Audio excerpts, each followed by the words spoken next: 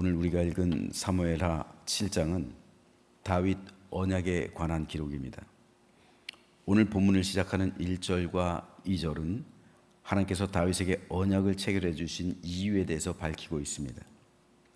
여호와께서 주위의 모든 원수를 무찌르사 왕으로 궁에 평안히 살게 하신 때에 왕이 선지자 나단에게 이르되 볼지어다 나는 백향목 궁에 살거늘 하나님에게는 휘장 가운데 있도다. 대부분의 학자들은 다윗 언약이 주어진 시기가 아마도 다윗의 통치 말년으로 보고 있습니다. 그 이유가 두 가지 있는데, 첫째는 여호와께서 주위의 모든 원수를 무찌르사 왕으로 궁에 평안히 살게 하신 때라는 것을 통해 볼 때 그때는 다윗의 통치 말년밖에 없었다라는 사실에 기인합니다. 실제로 다윗의 인생은 굉장히 힘들었어요. 왕이 되고 나서도 평안히 살았던 적이 별로 없어요. 다윗의 통치 말년, 모든 여호와께서 하나님께서 가나안 땅을 정복하라고 하시고 그 가나안 땅을 모세를 통해서 정복하라고 분배하신 모든 가나안 땅을 다윗이 정복했어요. 그 작업이 완료했을 때, 그리고 내부적으로는 압살롬의 반란, 세바의 반란, 그 모든 것이 평정되었을 때, 그리고 다윗이 죽을 때까지는 약 10년 정도, 그 정도가 다윗의 인생에 있어서 가장 평안했던 때예요. 그래서 이 시기라고 생각하고 있는 겁니다. 둘째로 나는 백향목 궁에 살거늘 이라고 다윗이 고백하고 있는데, 백향목 궁은 두로의 히람 왕이 다윗을 위해 지어준 거예요. 아직 이스라엘엔 이런 건축 기술이 없어요. 백향목도 나지 않고, 그리고 백향목이 있다 할지라도 이런 건축물을 지을 건축 기술이 아직 이스라엘 백성에게는 없었어요. 그래서 두로의 히람 왕이 다윗을 위해서 궁전을 지어준 거예요. 이에 대해서 사무엘하 5장 11절에 이것이 기록되어 있습니다. 두로 왕 히람이 다윗에게 사절들과 백향목과 목수와 석수를 보내매 그들이 다윗을 위하여 집을 지으니, 즉 히람이 사절들을 보내고 백향목을 비롯한 재료들을 보내고 그리고 목수와 석수를 보내서 다윗 궁전을 지어 주었다는 거예요. 그런데 두로 왕 히람이라는 이 사람은 주전 980년 이후에 왕으로 즉위해요. 적어도 980년이면요 다윗의 통치 30년째예요. 그러니까 다윗의 통치 30년째 히람이 왕으로 등극하는 거예요. 두로의 왕으로. 다윗이 모두 합해서 헤브론에서부터 40년간 이스라엘을 다스렸죠. 그렇기 때문에 두로 왕 히람이 아무리 빨라도 다윗의 통치 30년째 두로의 왕이 되었어요.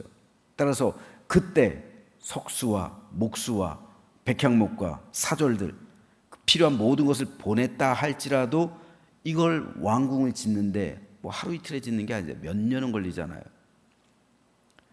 그렇기 때문에 다윗이 백향목 궁전에 들어가서 살게 된 것은 다윗의 통치 말년이 맞는 겁니다. 즉 이때까지 다윗은 좋은 궁전에서 살지 않았다는 거예요. 백향목, 지금 레바논의 국기가 백향목인데, 백향목이 새겨져 있는데, 백향목 아름들이 그 나무죠.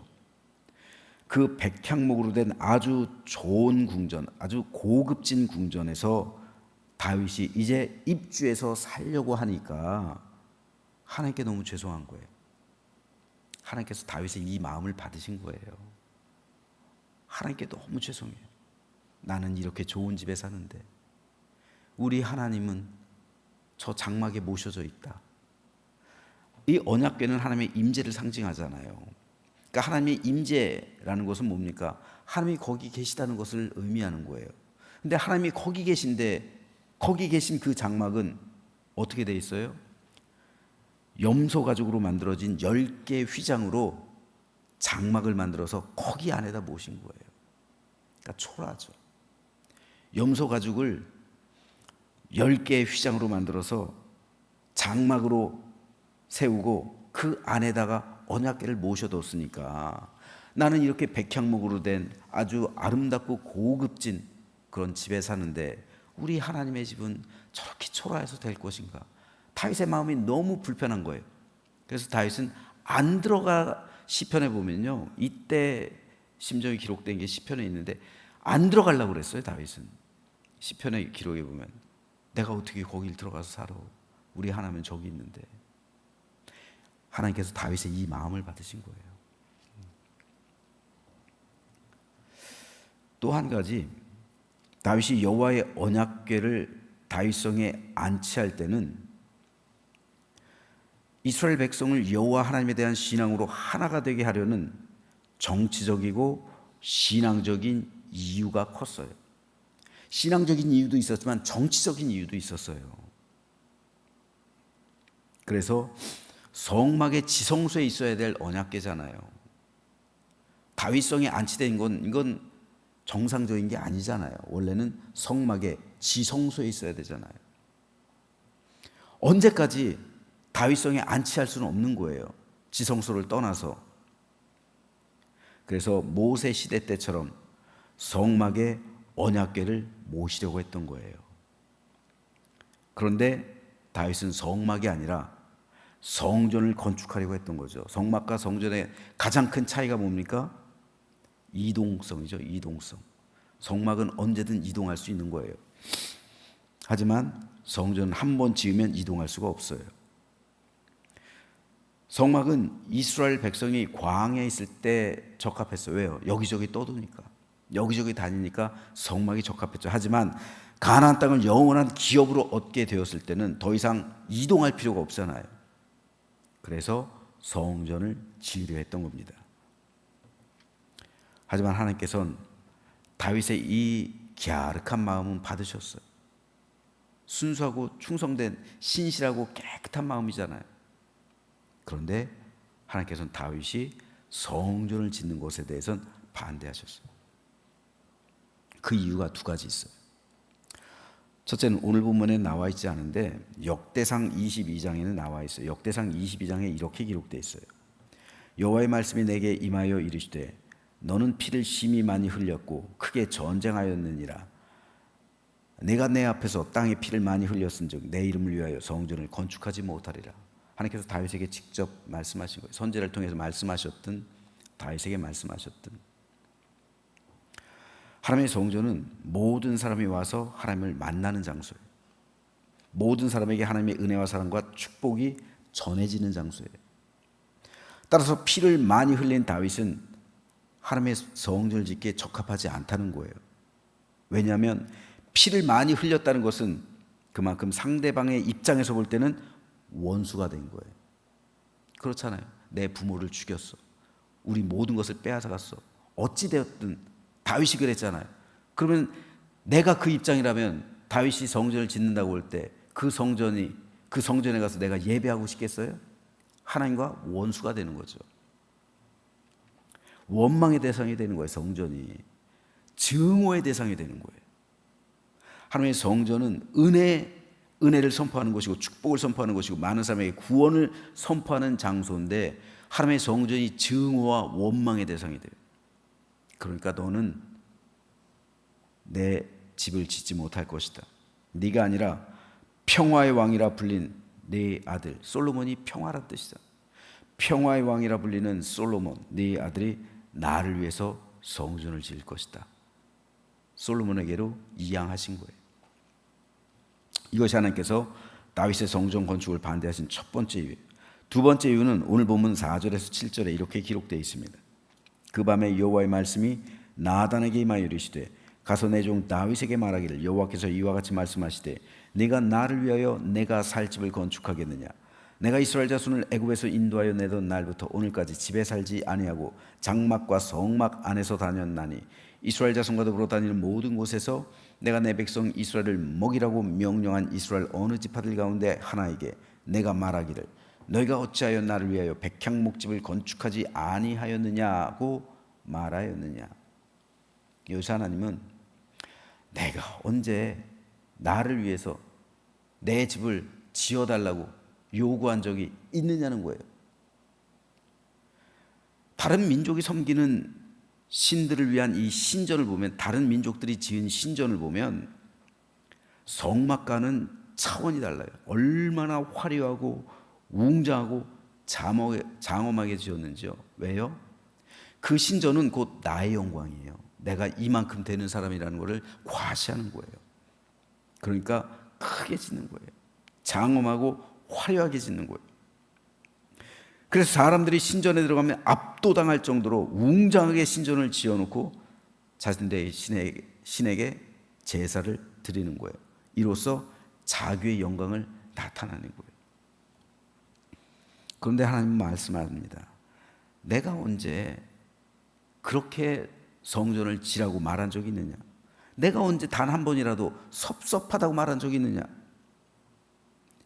이를 통해 하나님은 내가 너희들에게 바라는 것은 성전을 화려하고 웅장하고 장엄하게 짓는 게 아니라 너희가 나를 참되게 사랑하고 나를 경외하며 나와 함께하는 가운데 바르고 정직하게 살아가는 것, 내가 이것을 요구하지, 내가 성전을 짓는 것, 내가 머물 이곳, 그것을 원하지 않는다는 말씀이에요.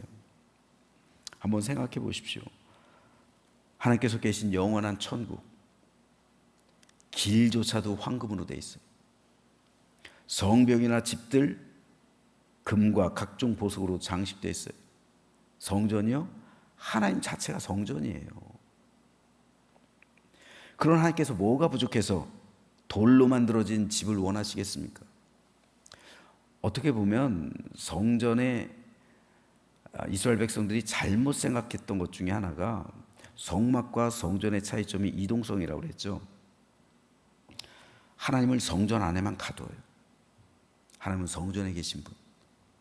그리고 살아갈 때는 자기들 마음대로 살아요. 그리고 일주일에 한 번 안식일에 또 그 하나님께 나와요. 하나님은 성전에 계신 분. 일상생활 속에선 함께 하잖아요. 이거요. 하나님께서 이걸 원하시는 게 아니에요. 그러니까 성전 짓는 걸 반대하시는 거예요. 하나님을 성전에다 가둬두면 안 되는 거예요. 나와 함께 하시는 분, 무소부재하신 분. 그래서 하나님께서 성전을 부쉈잖아요. 이스라엘 민족이 잘못 살아가니까요. 그렇기 때문에 성전은 어떤 장소가 될 수 있는데 하나님을 그 장소에만 국한시키면 안 되는 거죠. 그 성전이 화려해봐야 얼마나 화려하겠어요. 하나님께서 그 성전 웅장하게 짓는 거 원하실까요? 세상 아무리 세상에서 좋은 것들로 꾸며봐야 이건 아무것도 아닌 거예요. 그래서 하나님은 미가 선지자를 통해서 이렇게 말씀하십니다. 사람아, 주께서 선한 것이 무엇임을 내게 보이셨나니 여호와께서 내게 구하신 것은 오직 정의를 행하며 인자를 사랑하며 겸손하게 네 하나님과 함께 행하는 것이 아니겠느냐. 이거예요, 이거. 하나님께서는 성전을 짓는 거 반대하셨어요. 성전 짓는 것이 본질이요 핵심이 아니란 말입니다. 본질과 핵심은, 우리 믿음의 본질과 핵심은 오직 정의를 행하며 사람을 사랑하며 이웃사랑, 겸손하게 네 하나님과 함께 행하는 것, 이게 본질이요 핵심입니다. 사람은 성전을 짓기를 원하지만 하나님께서는 그 마음에 있는 성전을 바라보시는 거예요. 사람들은 예배당을 화려하게 꾸미길 원하지만 하나님께서는 내 안에 있는 성전이 진솔하길 바라시는 거예요. 이 성전은, 이 교회 예배당은 여기 고착된 거잖아요. 고정돼 있잖아요. 여러분이 여기에 오셔야만 하나님을 만나는 게 아니잖아요. 내 안에 하나님께서 있잖아요. 내가 어딜 가든, 내가 가정에 가면 가정이 천국이 되는 거고, 내가 사업체에 가면 그 사업체가 천국이 되는 거고, 내 일터에 가면 그 일터가 하나님께서 나와 함께 계시는 성전이 되는 거잖아요.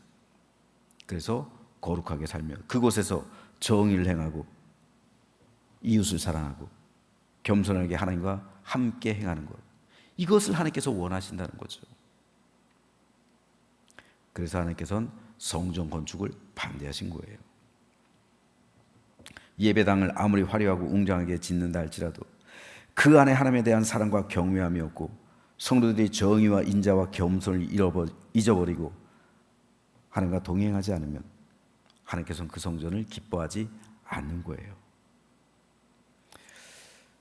로마에 있는 성 베드로 성당, 바티칸에 있죠. 성 베드로 성당을 가보면요, 압도당해요. 얼마나 화려하고 웅장하고 장엄한지 감탄사가 나와요. 이야, 이렇게.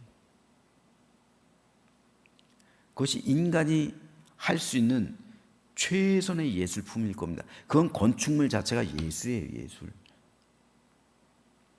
그런데 놀라운 사실이 뭔지 아세요? 성 베드로 성당을 지을 당시 교회는 가장 타락했던 시기예요. 그래서 성 베드로 성당을 지으려고 면죄부를 판 거잖아요. 돈이 없으니까. 그래서 면죄부를 판 거잖아요. 건축 모금을 하기 위해서. 성 베드로 성당이라는 가장 아름다운 건축물이, 교회가, 성전이 탄생될 때 놀랍게도 그 시기가 가장 타락한 시기였다고요. 이게 말해주는 게 뭡니까? 하나님께서 원하시는 것은 화려하고 웅장하고 아름다운 건축물이 아니라 우리 안에 있는 성전, 내 안에 있는 교회, 내 안에 있는 주의 전을 아름답고 그리고 진실하고 정직하고 정의와 공의를 행하며 인자를 사랑하고 겸손히 하나님과 행하며 사는 것, 이것을 기뻐하신다는 거예요. 그러므로 오늘 아침 저와 여러분 모두 미가 선지자를 통해 말씀하신 하나님의 이 신앙의 원칙에 따라 진실하고 정직하며 순결하고 성결한 믿음의 삶을 살아가며 정의와 사랑을 행하고 우리 주님과 동행하며 살아가기로 다짐하고 결단하는 오늘 아침 되시기를 소망합니다. 그럴 때 하나님께서는 다윗 언약을 주셨어요. 하나님께서는 다윗 언약이라는 축복을 주셨고요, 다윗이 마지막 절에서 이렇게 고백하고 있어요. 이제 청하건대 종의 집에 복을 주사 주 앞에 영원히 있게 하옵소서. 주 여호와께서 말씀하셨사오니 주의 종의 집이 영원히 복을 받게 하옵소서. 저는 이 믿음의 고백이, 믿음의 기도가 오늘 나의 믿음의 고백이 되길 소망합니다. 그래서 영원토록 저와 여러분의 가정에 다윗 언약 같은 하나님의 축복의 약속이 있어서 다윗과 같이 영원히 주의 집이 복을 받게 하옵소서 라는 이 믿음의 기도가 저와 여러분의 가정 가운데 그대로 응답되어지는 아름답고 복된 아침 되시기를 주님의 이름으로 축원합니다.